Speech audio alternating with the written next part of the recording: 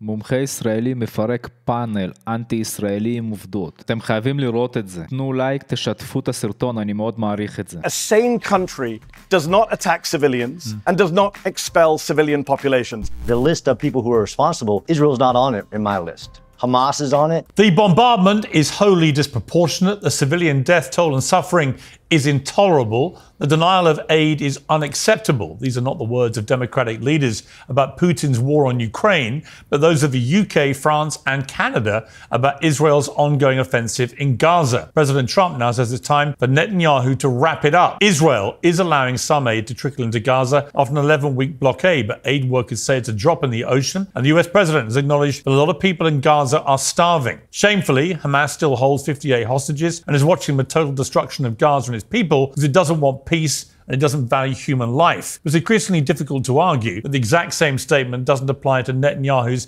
Israeli government. Israel's war on Hamas was not a genocide, but genocide isn't something that happens with the push of a button. A justified war can end with atrocities that stain humanity, as many have through history. So who is going to stop this one before it does, if it hasn't already? Well, joining me now is Mehdi Hassan, the editor-in-chief and CEO of Zatea, and retired Major John Spencer, chair of urban warfare studies at the Modern War Institute. Okay, let's get into this. Mehdi, welcome back to Uncensored. Listen, you and I have talked about this war in Gaza for ever since it started, this phase of the 75-year... זה מצד שמאל, זה שונא ישראל, תומך טרור. And I have resisted going as far as you have done in your criticism of the Israeli government. I resist no more. I think we've reached common ground about what we view is happening and has been happening through this period of this blockade, which frankly is just starvation of the people there, including so many innocent young women and children. And I think that the incessant bombing and killing, and we don't know how many civilians have been killed, but it is on a daily basis. It looks like hundreds of people every day, with no apparent attempt, it seems to me, to have any real plan for how this ends or what happens when it ends, other than if you look at what Smodrich has been saying, probably the most right-wing member of a very right-wing government, he is talking in a genocidal language about kicking all the Palestinians out. So I think you and I have reached a place in the last few weeks where we are in agreement. But my question for you, Mehdi, is how does this end? I don't know the answer to that question, Piers, and I'm glad we're in agreement. I wish we weren't. Actually, I wish I had been wrong and you were right. I wish that a year ago when I said on your show, you said, well, if it's not about the hostages, what's it about? And I said, it's about depopulating Gaza. It's about conquering Gaza. I wish I'd been wrong. But as you said, Bezalel Smotrich, the finance minister in the Israeli government, said this week, we are there to conquer, cleanse, and remain. Those are his words. We are disassembling Gaza, he said. We are leaving it as piles of rubble. He says we're doing something that no one's done in the world before. He לתומך טרור הזה לא אכפת שחמאס מחזיק בחטופים עד עכשיו. bragged out loud and he said, yes, the Gazans will have to leave. So all of those things are stuff some of us were saying last year. I wish we hadn't been vindicated in this horrific way. The killing is ongoing. The starvation is ongoing.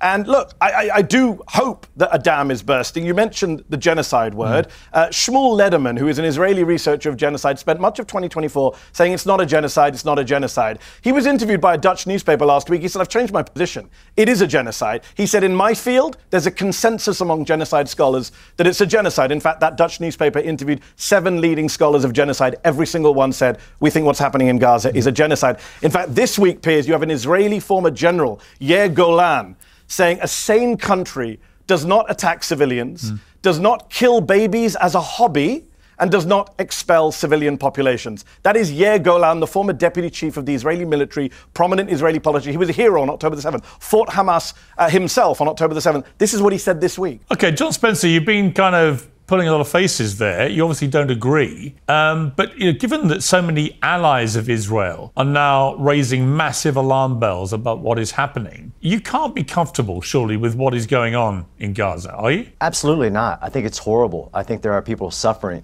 I just am not misinformed on who is the cause of that suffering, that it isn't Israel, that war isn't a crime. War should be avoided at all costs, and Israel did that. And this war didn't start 75 years ago. This war started on October 7th when Hamas invaded Israel and tried to destroy and actually did genocidal acts. I agree that there's a lot of suffering happening in Gaza, and it's the list of people who are responsible. Israel's not on it in my list. Hamas is on it, and I actually have solutions. You asked Mehdi for a solution. I have solutions based on the history of war. Number one solution is to encourage Egypt to open the gate that they control and create a humanitarian zone. Let every woman, child, and elderly person out of Gaza. Just like you and I have discussed in the past about Ukraine. 5 million women, children, elderly left Ukraine to escape Russia's evil and bombardments. That could be done today, and it's criminal that it hasn't happened today. Now, Mehdi uses experts, although I thought credentialism and expert theory was a bad thing today. I've been on the ground, although I've heard that that's a bad thing as well. And what's missing here is, again, which is why I was shaking my head, is that you believe, based on statements of politicians that are not the actual government and the decision makers of the institution, that Israel is intentionally causing this harm. That's false as well. Point the finger at Hamas, as you've said in the past, Piers, and I'm sorry we've lost you. Maybe you and I can go to Gaza, because it's not true that well, actually, it's interesting. I mean, look, just on that, John, look. אני רק רוצה להגיד שאף מדינה מוסלמית לא מוכנה לקבל את הפלסטינים, כי הם עושים טרור. You haven't lost me. I still think Hamas is a terrorist organization which committed one of the worst terrorist crimes of the last century. And they should absolutely no longer have any power in that region. They should absolutely be dismantled as a political force and the rest of it. I just see no evidence that Israel's mission statement to eradicate Hamas has worked. In fact, conversely, more and more reports are coming out that for every Hamas terrorist who's been killed, they're being replaced by 4 or 5 people who share that ideology. So the mission statement isn't working. And you say that Israel is not intentionally killing innocent people, but it knows it is killing a lot of innocent people. So its argument is we're going after Hamas, they're embedded in civilian populations, but they are killing a lot of innocent civilians every single day.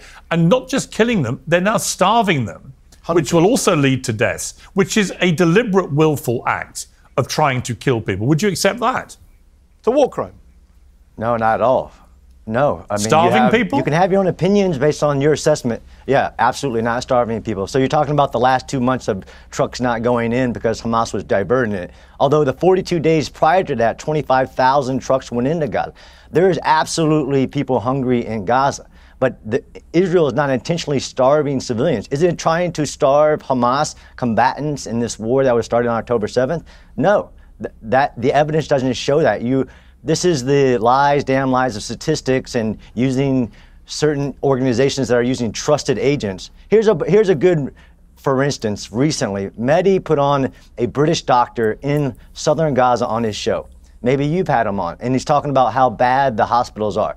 He's sitting in the European hospital in southern Gaza, where they just killed Mohammed Sinwar, who was in a tunnel underneath the hospital.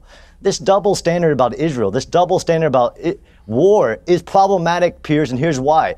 Is we're going to validate the practice of taking hostages. We're going to validate the use of your own population as human shields, because that's what Hamas is doing. Now, innocent civilians, of course, innocent civilians have died because Hamas does things like not let them evacuate when they're told to evacuate, like actually holding children in their arms while they shoot at the IDF. And again, we can go, and Mehdi can probably go with Al Jazeera to the Hamas side and look for ourselves on what you think the Israel is trying to do. I also have what did you want Israel to do on October 7th?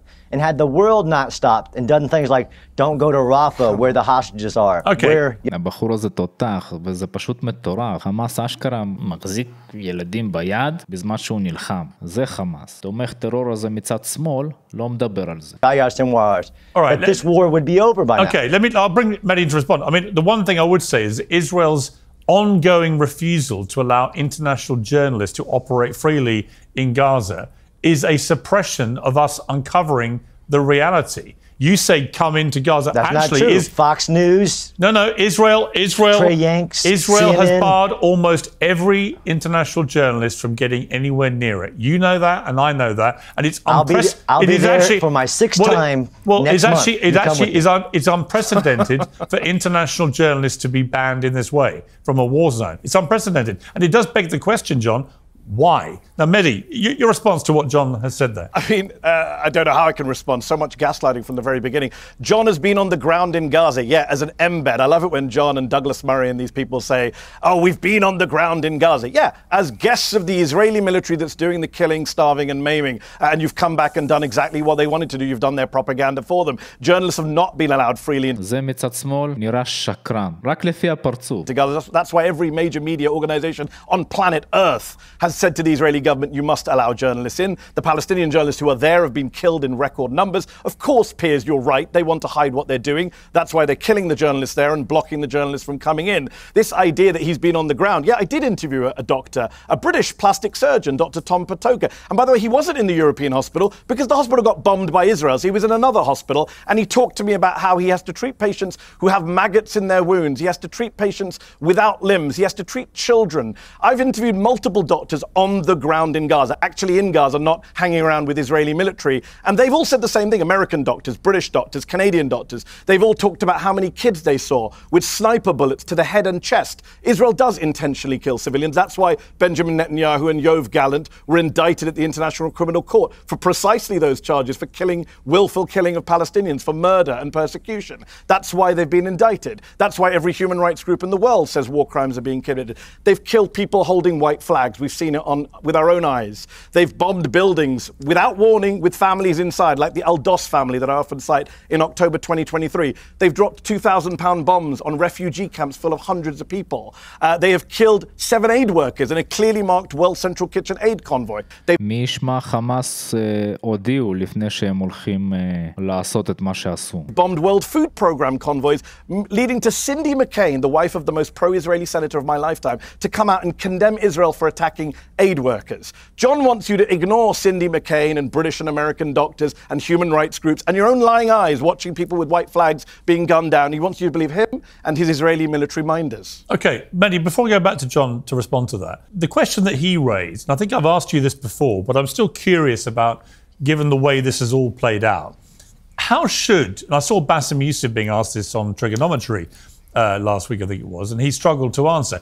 How should Israel have responded to a terrorist attack, which, just to remind viewers, over 1,200 people were murdered, nearly 7,000 more were wounded, over 250 people, including babies and Holocaust survivors, were kidnapped and taken hostage, and many of those have died. How should Israel have responded to the biggest attack on its people and its land since its existence? So there's no easy answer to that question, Piers, and you might not like the answer I give you, which is that Israel should have responded by abiding by international law, by sticking with the rules שוב חבר'ה, אני בטוח שהוא לא יענה כמו שהוא לא עונה עכשיו על השאלה. of armed conflict, by targeting only the people they believe carried out the crime. They should have used an international coalition of countries that was fully behind them. The majority of the world was behind Israel after the tragedy of October the 7th. And by the way, I have a longer memory than maybe some people in this country. After 9/11, I got asked the same question. Well, what should we do if we don't bomb Afghanistan? What should we do if we don't go after bin Laden, etc.? How did that work out? 23 years later, your pal Donald Trump here is taking pictures with the former leader of Al-Qaeda, who's still on a globally designated terrorist wanted list, right? That's where we came. The war on terror was a complete failure. And some of us who saw that, and by the way, Joe Biden even said this in one of his more coherent moments, he said Israel should learn from our lessons. Israel did not learn from the US lessons. And actually, even if you forget about all the innocent Palestinians they killed, even if you don't give a shit about the people of Gaza, even if you only care about the people of Israel, Israel's not any safer today. Israel is not winning this war. John said on Times Radio a year ago, I went back and checked, March of last year, John said, we're very close to winning. Israel's close to victory. Over a year later, they're not close to victory. They're just starving children and denying baby formula. And the former Israeli general who ran the Gaza division said a few months ago, Hamas is winning this war. So they've not made themselves any more secure. I don't have some perfect solution for what they should have done on October 7th. But I do think they shouldn't have killed 50 to 100,000 people, and they should have made themselves less secure. And by the way, the Prime Minister should have resigned because he's the one who let it happen on his watch. Well, I certainly agree with that. And I do think there'll be a day of reckoning for Netanyahu. The problem is, John, that Netanyahu is facing corruption charges in a trial, which may well lead to his imprisonment if he's convicted. So there's no motivation for him to bring this to an end anytime soon. And listen, I agree with Mehdi. You know, this was supposed to have been a war that Israel, with its massively superior military, could have ended quite quickly. My question for you, John, you're a military expert. is when you look at the way that Israel went after Hezbollah with that extraordinary pager attack that was unleashed on 3,000 members of Hezbollah, you think if you've got the capability to do that through Mossad and your other agencies, there were only 25,000 Hamas terrorists, we believe, at the start of this war. Why could they not have deployed similar sophisticated technology in a way that did not involve the mass slaughter of so many civilians in a place where the population is 50% under 18? Sure. Not to say that experts are a good thing, but Mehdi has said he doesn't know much about military affairs, but he does talk about it a lot. So in your question, it's pretty easy to answer, is that it's a clear sign that Israel did disengage from Gaza. And the human intelligence that was required to pull off a historic pager operation against Hezbollah couldn't be replicated because Israel didn't have that level of intelligence in Gaza because it had disengaged and allowed Hamas to build this, what is a military challenge no military has faced in the history of really any war. And the fact that Hezbollah did let the civilians get out of southern Lebanon as the war began against them is a telling marker of why people can't understand what's going on in Gaza.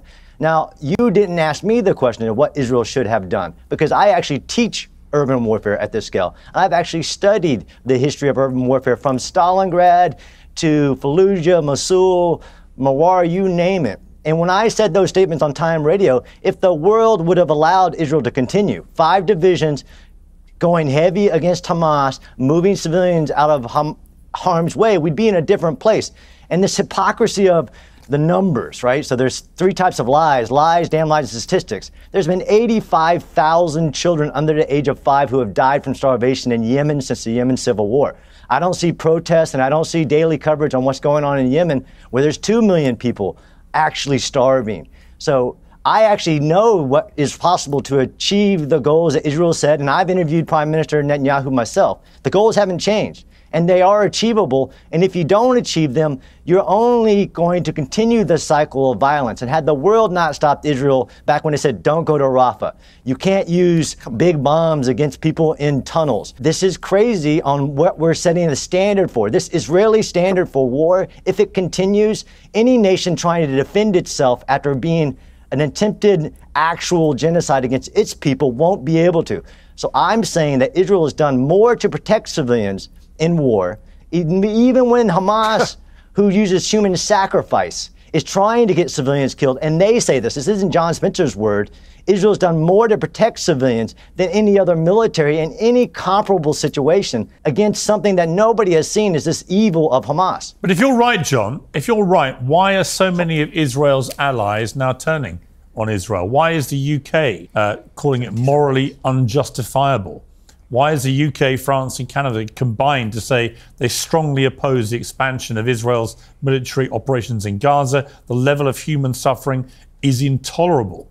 They call for the release of the remaining hostages. Of course they should be released, but they say this escalation by Israel is wholly disproportionate. Donald Trump didn't even visit Netanyahu when he went to the Middle East for the week, right? All these things are adding up to me to a collective view by Israel's allies that they are losing the support of the people they should normally most rely on. So, you're very confident everything they're doing is completely justified, but their own main allies are not. Well, I think each ally should ask their own militaries and their experts within their country, like the UK. Why don't you ask Sir Andrew Roberts what the UK military would have done had that happened on UK soil? Because I can tell you what the United States would have done, and they would have also answered with overwhelming, you keep using disproportionate. Actually, that's not right. Proportionality against the value of the military target. And I view my survival of my country very proportional. And what we would have done in the United States had an evil organization crossed our border, killed, raped, beheaded, taken hostages, we would have responded immediately with overwhelming force to ensure not one rocket came out of enemy territory until you made the enemy recognize that they aren't going to win and that they're going to lose. That's how you win a war. Well, but hang on. Before I go to Mehdi, I go to Mehdi for a response. I mean, Mehdi articulated earlier the problem with that theory, which is after 9/11, which was the worst attack on American mainland since anyone could remember, that after that, they did launch a massive bombardment of Afghanistan. And where did that get America? Yep. In the end, it got America to a place where it left with its tail between its legs, with a load of people being killed on live television, horrific scenes, a betrayal of many people who had helped America during that war. And you cannot point to that and say there was any great victory. And this is the problem with what's going on in Gaza now. What does victory now look like? Because it's not going to lead to the removal of Hamas as an entity. And it looks like support for Hamas has grown, not deteriorated. So I don't understand what victory looks like other than what Smodrich has been saying, which is actually what it looks like is all the Palestinians gone. That Israel go in, clear them out, and they take over the land. Well, that, I'm afraid, whether you like it or not, John, is actually one of the definitions of a genocide, the expulsion of a people based on its ethnicity. Mehdi, your response. So, yeah, a lot's been said there. Thank you for coming back to me. First of all, let me just deal with this credentials game that I know John and his friend Douglas Murray love to play these days about military. Who שמתם לב איך הוא מבסוט, התומך טרור הזה מצד שמאל? הוא לא רציני, הוא יודע שהוא משקר, הוא בא לעשות הצגה. knows more about this or that. John runs his mouth on a variety of topics. I've seen him talk about, in fact, just today he's talked about war crimes, international law, who's breaking international law. Last time I checked, John is not a lawyer. The International Criminal Court has indicted Netanyahu and Gallant for war crimes and crimes against humanity. The former Jewish president of the tribunals for Yugoslavia and Rwanda says Netanyahu should be indicted for war crimes and crimes against humanity. So let's just, we're going to play the expert game. John's not an expert on genocide. The actual genocide experts, the president of the International Association of Genocide Scholars says Gaza is a genocide. The leading Israeli scholars of the Holocaust, Omer Bartov at Brown, Amos Goldberg at Hebrew University, say Gaza is a genocide. John's not an expert on targeting terrorists. The guy who led the attack on ISIS, the American Master Sergeant Wes Bryant, has said John doesn't know what he's talking about. So let's not play this credentials game because John will lose, just like Douglas did on the Rogan show. Let's talk about substance. John said a year ago, we're close to winning. He talked about not being allowed into Rafah. Rafah has been destroyed. Have you looked at any pictures recently? It's flattened. You don't need to go there with the IDF to see that they flattened Rafah. They flattened most of Gaza, and they still have not won, quote unquote. It's absurd to say that Israel was held back. Is this the new stab in the back? This is the new bullshit defense. The former Israeli ambassador to the United States said recently, thank God Joe Biden was president while this was going on. He gave us everything we wanted. He never asked us to stop. He never asked for a ceasefire. America gave Israel everything it wanted, and they went ahead and decided to, you talk about killing Hamas commanders, they dropped two 2,000-pound bombs on October the 31st, 2023, on the Jabalia refugee camp, killing over 100 people, to kill one guy, Ibrahim Biari, who wasn't even there, a Hamas commander. They killed over 100 people with two 2,000-pound bombs, which incinerate everyone within 100 square feet and damage everyone within 1,000 square feet. That is not targeted warfare. That is not proportionate. That is not legal. And we've seen that play out now over 20 months. And as you said at the start of the show, as I said, the dam is breaking. The Spanish Prime Minister has said Israel is a genocidal state. The Brits, the French, the Canadians that have backed everything Israel done, Britain continues to arm Israel, are saying this is intolerable. Donald Trump, as you've said, Piers, wants this done, wants this over, isn't a fan of Netanyahu. Not that I have any trust in Trump to do any of the right thing. And I think the reality is, look, everyone can see with their own eyes, there's no justification ever for starving people. Since March the 2nd, to not allow baby formula and diapers in, only a sociopath would support that. And John's very smart, he's very eloquent, he comes on here, talks with stats, cites law.